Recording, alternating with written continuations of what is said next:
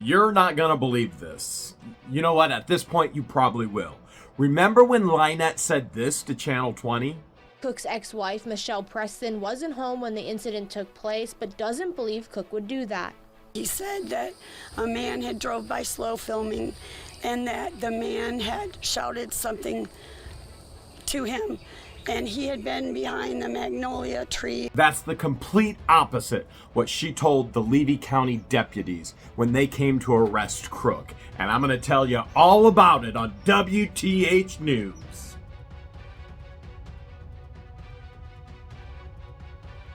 There are some that say LIEnette is so unhinged, she believes her own lies. No, that is not the case. She's just a narcissistic, pathological liar, as I will be able to show you.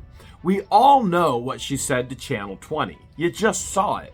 Now, as of today, finally released the police report, the incident report. We don't have the actual sound yet of the arrest. We're still working and waiting on that. But you're going to see LIEnette knows when she's lying because she told the truth to the Levy County deputies. I got a lot of paperwork here. Let's dig in. We can see right up here, this is the arrest of John Michael Crook, right there. Now, the officers on the scene obviously took the report from Wes Dockery and his daughter and a female friend, except the daughter and the female friend have not come forward yet with their testimony to be able to press charges against Crook for them. So thus far, Crook is looking at one charge against Wes. Now, if the two ladies come forward, Crook is looking at 3 charges of aggravated assault with a deadly weapon without intent to kill. We can see that this was filed on the 12th of July. He was actually arrested on the 11th. And this is the original document here. And I'm just going to set this one aside, except to show you that aggravated with deadly weapon. And let's get into the actual real meat. Whoopsie daisy. Right here. I've got some highlighted things I've got to stress with you. And this is going to blow your mind. Yeah, that's my audience up there. Baby birds, 4 of them right now. All right, defendant. Defendant's name, John Michael Crook. Arrest, 8th Judicial Circuit. Race, white. Sex, I doubt it, but male. And date of birth, 5/27/1964. Age, 60. Physical description, height, 6'3". Built, slight. Eyes, blue. Skin, fair. Glasses, no. No, that's really in there. Right there. All right. This is where it gets crazy. On July 3rd, 2024, at approximately 1600, I was dispatched to the Otter Creek Post Office in reference to an aggravated assault with a firearm that occurred on the roadway in front of 151 North Otter Creek Avenue. Upon arrival, I made contact with the victim. Now, keep in mind, we have already shared this entire scenario on the Otter Creek playlist right here on What the Hales, where you can get your latest news of what's going on in our lives. Keep in mind, this was an individual that traveled from another state, and there are going to be many individuals traveling from other states to Otter Creek for the festival, and we all want to know, what is Laura Mott going to do to make sure they're all safe? But on this day, there was no safety. The victim advised that he came down from Illinois and decided to go see TubeTown, baby, population 1, to go see TubeTown and let his 8-year-old go out there and play. But they were closed. So they just signed the guest book and left. Now, from my understanding, there is a mailbox, and within that mailbox, there is a guest book, and there are some prizes and some freebies and some giveaways. I have not seen that personally. I don't know exactly what goes on over there. I've only been on that portion of my property once since Judge Grudge, the Thomases, put a temporary injunction on me that's been going on for 9 months now. Kind of defeats the term temporary. And so that was only when we had to bring in a land mulcher to blaze a trail that I could actually access the property. So it goes on to say, the victim advised that he watches what the hails, and he's followed them since before they moved down here, meaning Florida, Otter Creek. Victim 1 advised that they traveled down the road a little, turned around to exit back onto State Route 24, and Victim 1 advised as they were driving, he heard someone scream. He looked over and he saw John Crook, the defendant, and who he recognized from What the Hale's YouTube videos. Victim 1 advised that during the drive down the road, he had shut off his camera. Victim 1 advised that the defendant said something along the lines, "Do whatever you want," which obviously makes no sense whatsoever. Keep in mind, LIEnette has posted constantly that John is a strong drink lover and is addicted to it. And he mixes it with pills. That's LIEnette stating that. That's not me. I'm taking that directly from the source of LIEnette. And he screams, "Do whatever you want." And then the victim responded, "What are you talking about?" Victim 1 advised he explained to the defendant that he was just looking at TubeTown and he was not here, he was not from here in Otter Creek. And the defendant replied, "You're gonna lose anyway." And then, that meaning John Crook stated that. He yelled that, "You're gonna lose anyway." Victim 1 advised that he told the defendant that they were leaving, and that's when he observed the defendant pull out a gun from his right pocket, pointed the gun right in them, which made him fear for his life. The highlight right underneath my fingers. As you can see, this is why I need a camera person and not a tripod, so that we can focus in on those things. All right, Victim 1 advised that the defendant was located on his property by a tree and a trailer. Camera person is on her way. I have to pick her up at 1 a.m. today because we have court with LIEnette and Crook tomorrow morning, 9 a.m. And we just got off a Zoom meeting with our lawyer. Okay, so he was advised by a tree and the trailer.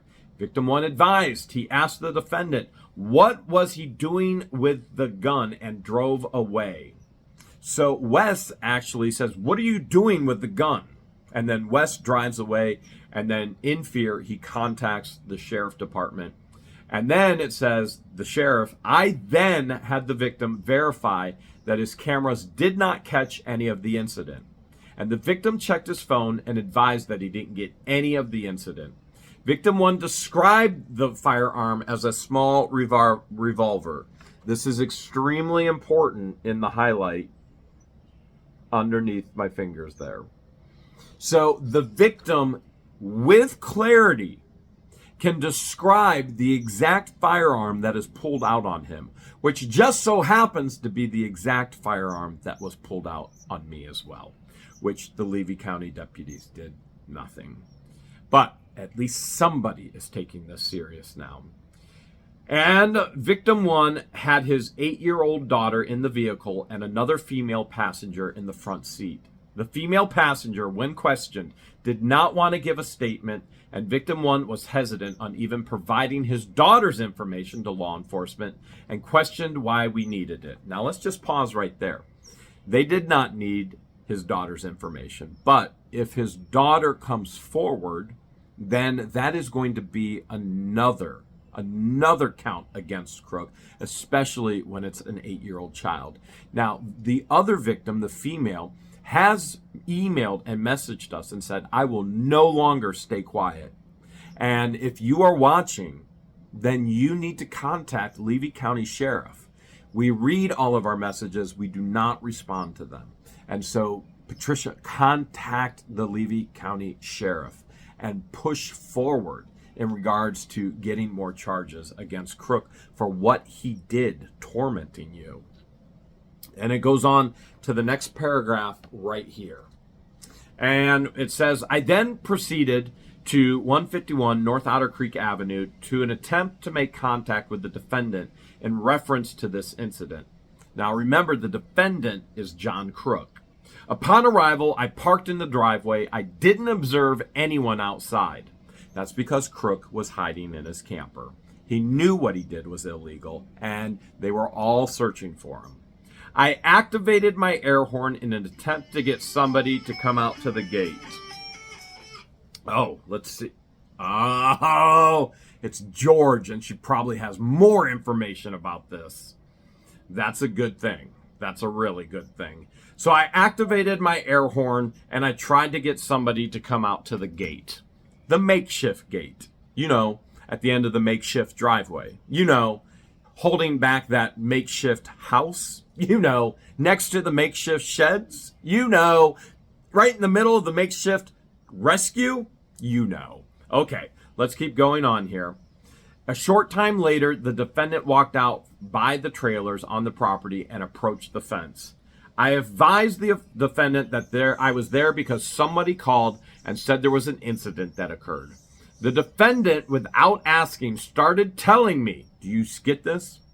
These two literally incriminate themselves with every post, every video, every time they open their vile mouths. The defendant, without asking, in other words, Crook just started verbal vomiting, started telling me that he was there because someone called and said there was an next paragraph, there was a white car out there and it drove down the street. He advised he looked to see how much time he had because he had to cover his stereo equipment. You know, that makeshift stereo equipment that they're trying to play to try and get videos taken off of YouTube because they don't want people to know the truth? Doesn't work that way. He advised that the car went by and the person inside said something like, "Get a life, maggot." Okay, right there. Now, hopefully you saw that. There's only one person that I know uses the term maggot, and it is Crook. It's 100% Crook. I've never heard anybody else use that term but Crook. And now Crook is going to take his own foul mouth and pretend like somebody else said maggot. Nobody says maggot anymore, except Crook. So this is lie number one, right?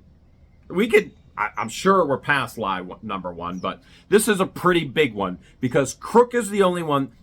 If I were to say perjury, who would you immediately know who that was? If I was to say fraudulent, who would you immediately know who that was?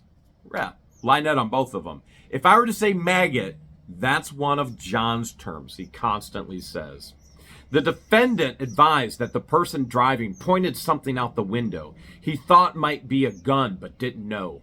The defendant advised that he hid behind an old chicken coop during this time. I'm not joking. He was hiding not from Wes. He was hiding from the sheriff. So he's hiding behind the old chicken coop at this time. I did ask the defendant if he pulled out a gun out of his pocket when this happened, and he advised that he didn't. Now we're on to a pretty big lie here. The defendant, remember, the defendant is Crook, and the defendant just advised, Crook just told the deputy, "No, I didn't do that," which the story is about to change. The defendant advised the vehicle then drove off.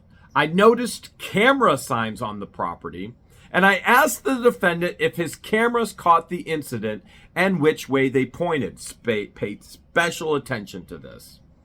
The defendant then advised that the cameras pointed towards the gate and towards the roadway. In other words, my property.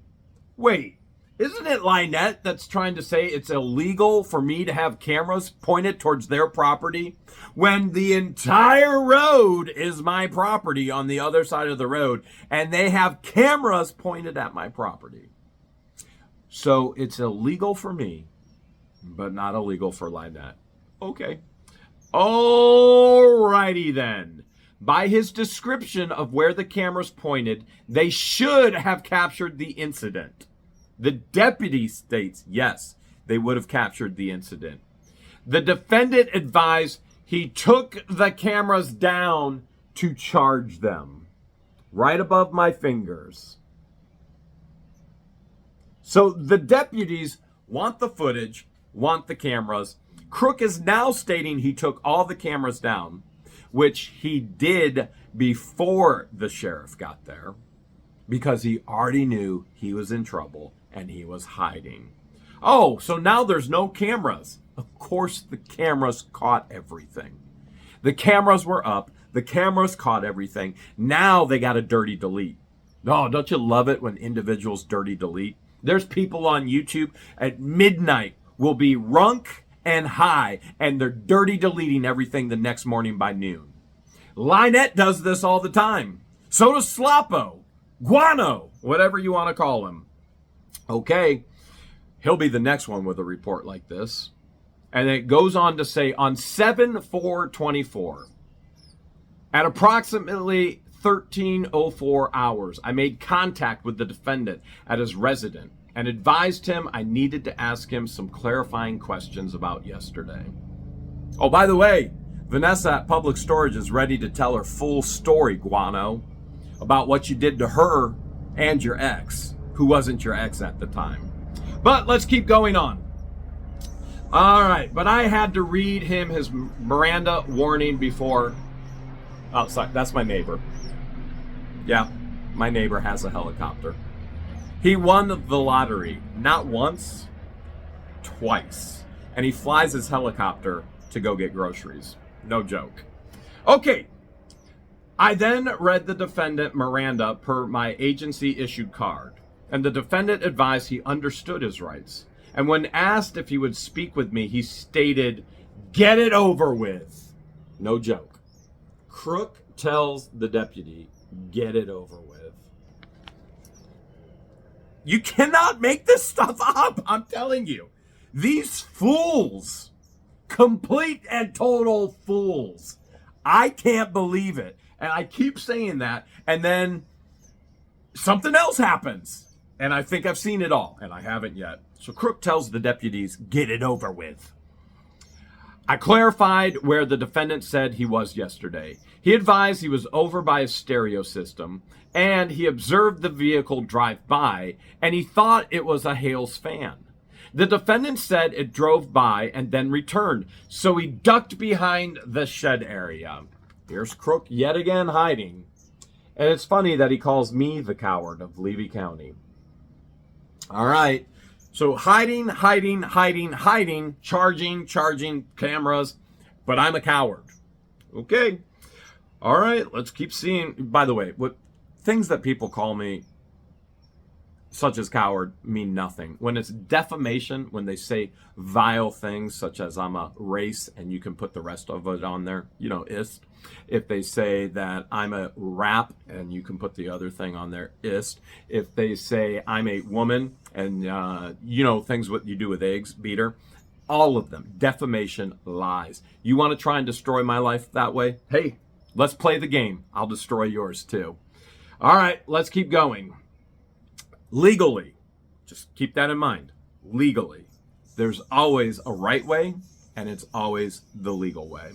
All right, so he's ducking behind the shed area, and the car drove by, and the driver had something sticking out his window. The defendant advised he could not tell what it was, so he stayed hidden. Coward of Levy County? You think what I'm thinking? It's hiding? Coward of Levy County, it sounds like to me. Okay. All right, and the defendant advised the male yelled something out, but he couldn't be certain what it was said. I asked the defendant about the object the person had sticking out the window, and he advised he couldn't tell if it was a gun or a phone. All right, you see it? So Crook says he couldn't tell whether it was one thing or the other. Oh, remember, LIEnette says he can't see very well. Okay. Alrighty then. So he stashed himself behind the old chicken coop. Yet again, lying about hiding, but calls me the coward.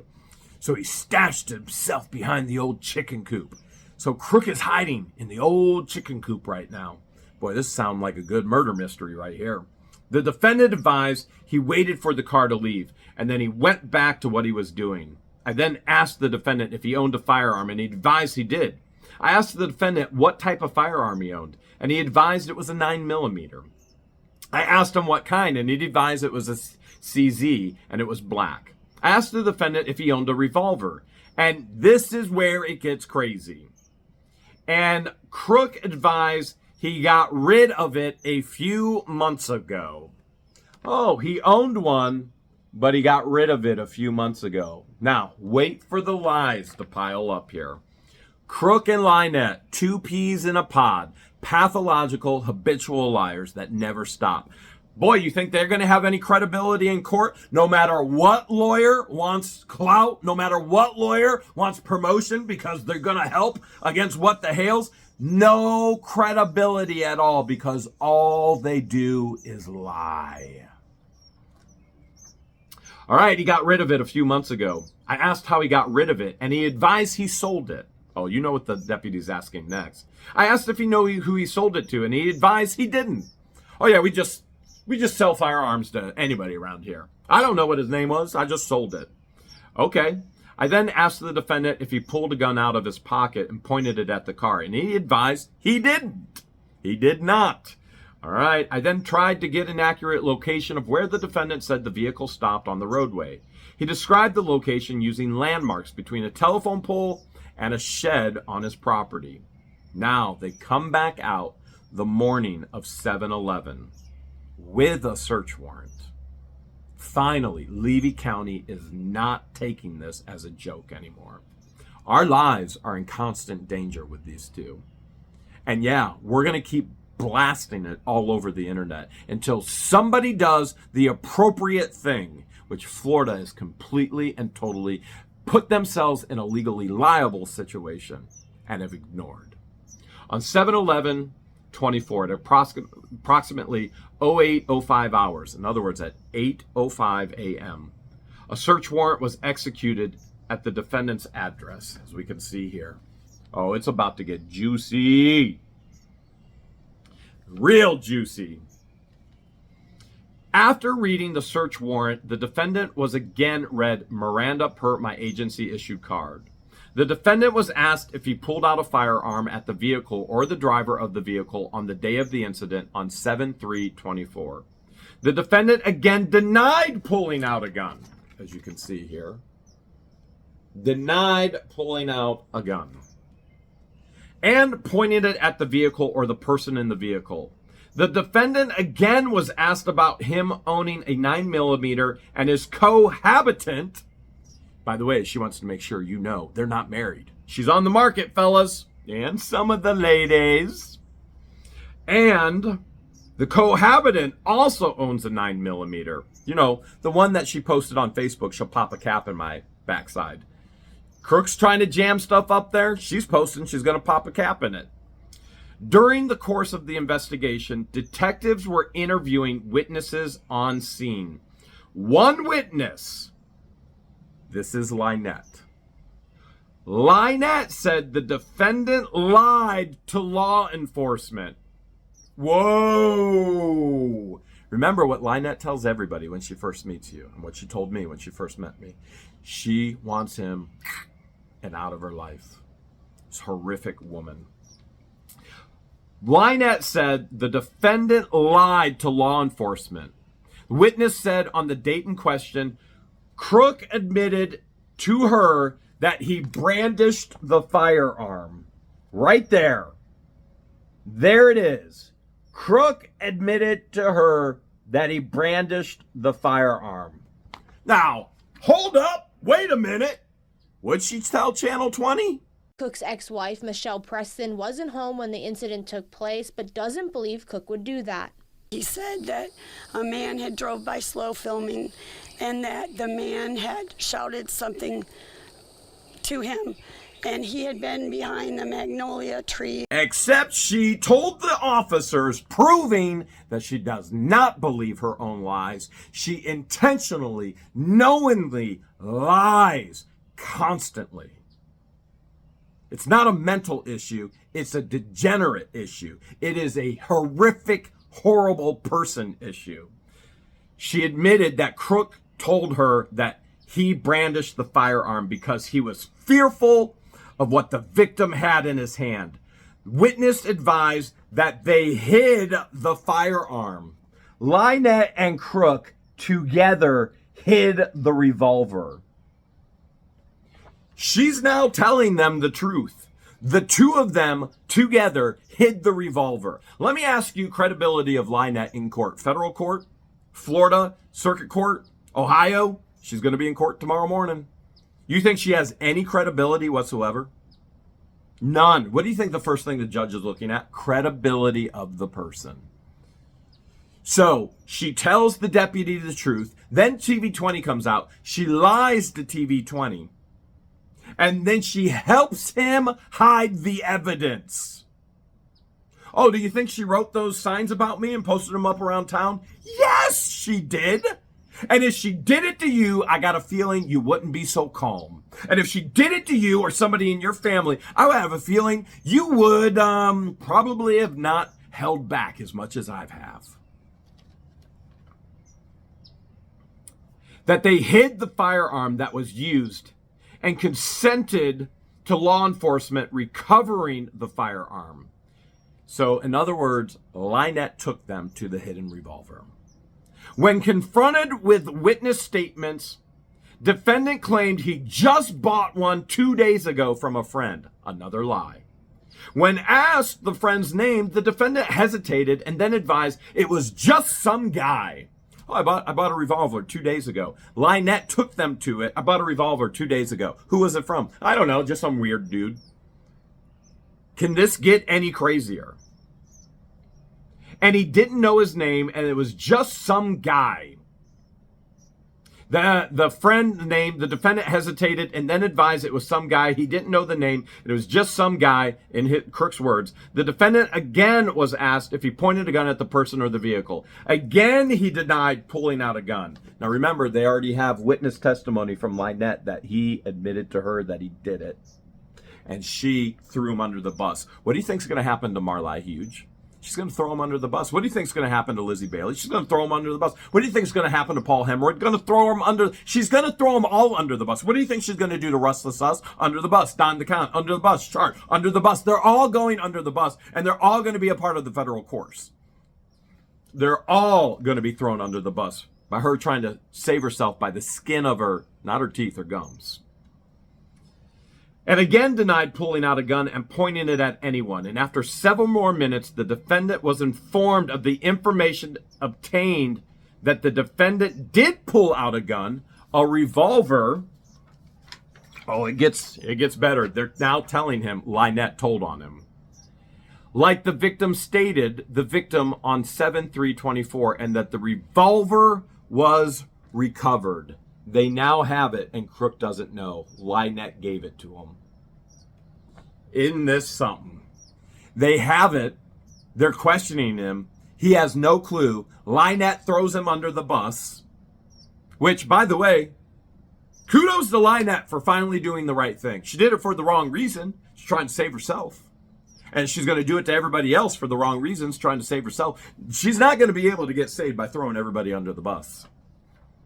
The defendant advised that he carries a revolver on him at all times.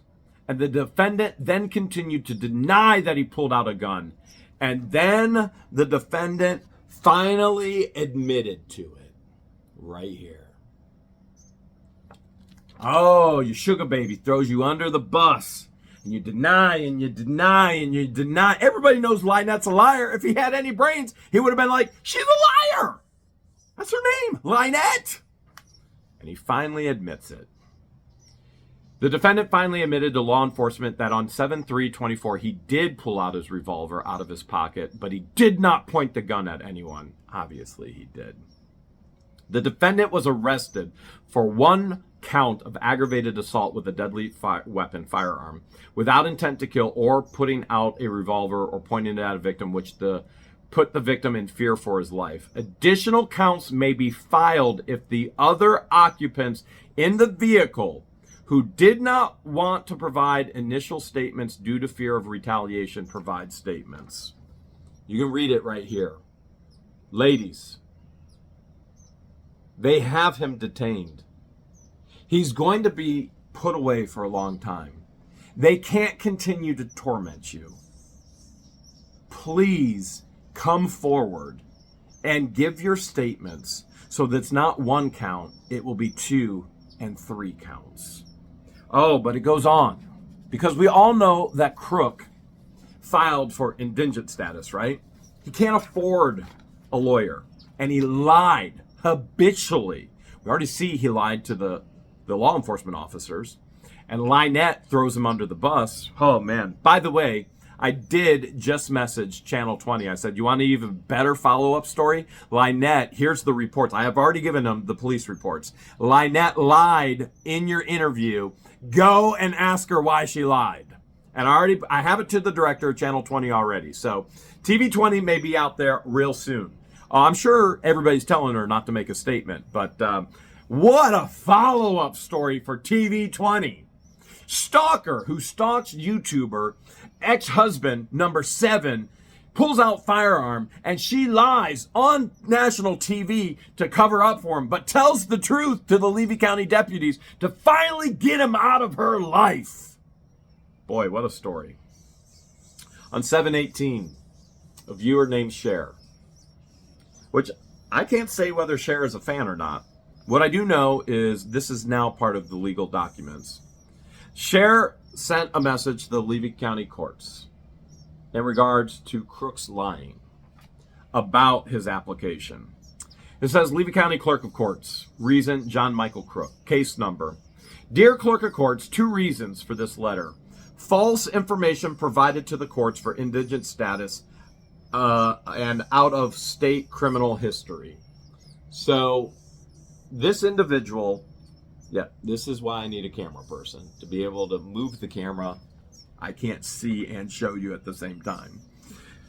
All right, so 2 reasons. False information provided on the court application for indigent status to get a free lawyer, and then out-of-state criminal history that they completely and totally missed in the bond hearing. And so a person who knowingly provides false information to the clerk of courts in seeking a determination of indigent status under S.57.082, FS commits a misdemeanor of the first degree punishable as provided in S.775.082, FS or S.775.083, FS. In other words, Crook committed another crime, punishable by the law. John Michael Crook allegedly and knowingly presented false information to the courts within his application for indigent status. Number 1, he claimed no income. All right, well, let's take a look at that. Note, John Michael Crook has claimed in a recent federal court case that he received SSDI money, federal case, and the number is given. It's Jeremy Hales versus LIEnette, MLA, Preston, and John Crook, see attachment. And so all the attachments were sent. Number 2, claimed no real property. You can see it right here. He lied. He completely and totally lied. Now, I have no doubt this was part of his and LIEnette's plan to try and maintain and keep everything. Claimed he had no real property. Now, honestly, I don't want them to seize his property because that's what I need to get in the federal courts. But if they have to seize it, seize it. If I get nothing, this isn't about getting anything from them. This is about the cause. This is so wrong to stalk a YouTuber. This is about the purpose now and showing the world, no, the planet, you can't do this and get away with it.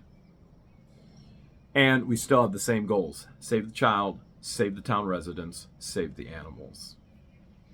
Number 2, claim no real property. Note, John Crook has said he owns a Freedom Express camper located at 151 North Otter Creek Road, Otter Creek, Florida. Now, John has posted a video stating that he owns this camper from Lloyd. He does not own this camper. Lloyd owns this camper. Crook lied.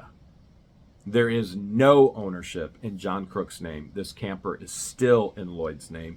LIEnette will never get this camper. Lloyd owns the camper and is a victim of their lies, just like everybody else has been.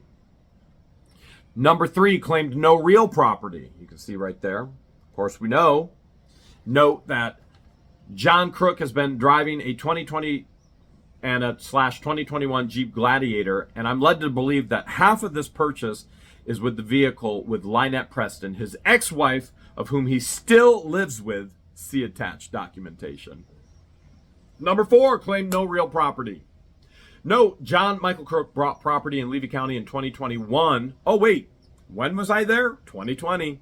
LIEnette wasn't there first. She's still lying about it. In 2021, and owns half of the property located at 151 North Otter Creek Avenue in Otter Creek. See attached. All the information has now been given to the courts by Cher. By the way, Cher, thank you. Whether you like me or you like to hate me, thank you. Because what he did is not okay. It is not okay for the Floridians, for the people of Florida, to pay his expenses when he lies. This is all about principle now. Save the child, save the residents, save the animals. The principle, it is not okay to stalk.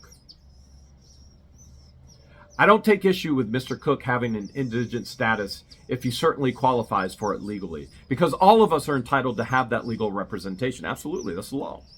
When held for a criminal charge, I do take issue with the alleged perjury to get the indigent status.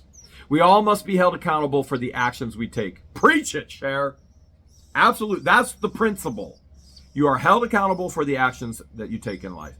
If I do something wrong, consequences of it. If I do something wrong and I need to go to jail for it, if they find me guilty in any of these court hearings, I will do my time and I'll say, I am wrong. I don't believe I've done anything wrong or illegal. But if I did and they find me guilty, I will do the time. Rightfully so. As should everybody else. We all must be held accountable for the actions we take. If most people represented informed to the court of an indigent status, taxpayers would be footing the bill for many court cases.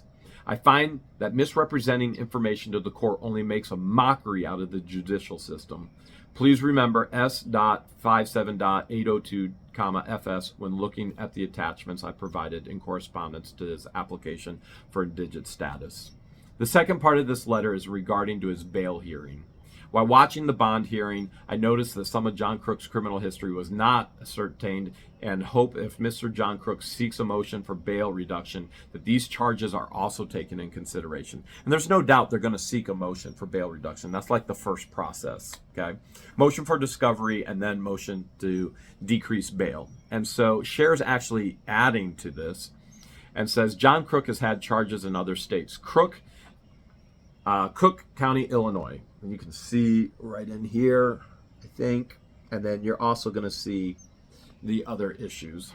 So in Illinois, this one was not addressed. 8/23/1994, case number 94300429601. Charges: reckless conduct 3812-5A and criminal damage to a building 3821-1A. Plea of guilty, jury waived, finding of guilty. It's already been found guilty. Currently has a civil stalking offense protective order on him out of Summit County, Ohio, Jeremy Hales versus John Crook. And as recently as 5/7/2024 in Summit County, Ohio, John Crook was found in contempt of court on a civil stalking offense protective order. See attachment. And tomorrow morning, 7/19/2024, John Crook and LIEnette Preston, I have no doubt, will be found guilty yet again. Who's the next person she's going to throw under the bus?